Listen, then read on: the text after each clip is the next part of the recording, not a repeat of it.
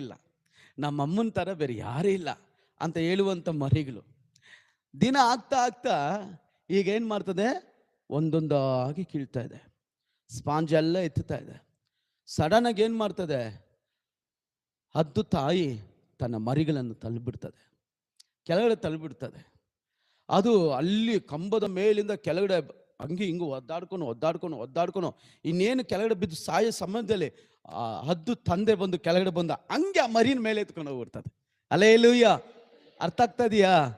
ಅರ್ಥ ಆಗೋರಿಗೆ ಮಾತ್ರ ಗೊತ್ತಾಗತ್ತೆ. ಇಲ್ಲಾಂದ್ರೆ ಯಾವುದೋ ಒಂದು ಕತೆ ಹೇಳ್ದ ಅದಂತೆ ಇದಂತೆ. ನಮ್ಮ ದೇವರು ಕೂಡ ಅದೇ ಥರನೇ. ಕೆಲವು ಸಮಯ ಸುಖವಾಗಿರ್ತಾರೆ, ಬೇಕಾದಲ್ಲ ಕೊಡ್ತಾರೆ. ನಿಮ್ಮ ಪ್ರಾರ್ಥನೆ ಕೇಳ್ತದೆ, ನೀವು ಬೇಡುವುದಕ್ಕೆ ಹೆಚ್ಚಾಗಿ ಕೊಡುತ್ತಾರೆ, ನೀವು ಕೇಳುವುದಕ್ಕಿಂತಲೂ ಕೊಡುತ್ತಾರೆ, ನೀನು ಬಾಯಿ ತೆರೆಯಕ್ಕೆ ಮುಂಚೆ ಕೊಡುತ್ತಾರೆ, ನೀನು ಪ್ರಾರ್ಥನೆ ಮಾಡೋಕ್ಕೆ ಮುಂಚೆ ಕೊಡ್ತಾರೆ. ಕೆಲವು ಸಮಯದ ಏನು ಕೊಡಲ್ಲ, ಎಲ್ಲ ಶೂನ್ಯವಾಗಿರ್ತದೆ, ಎಲ್ಲ ಕತ್ತಲೆಯಾಗಿರ್ತದೆ.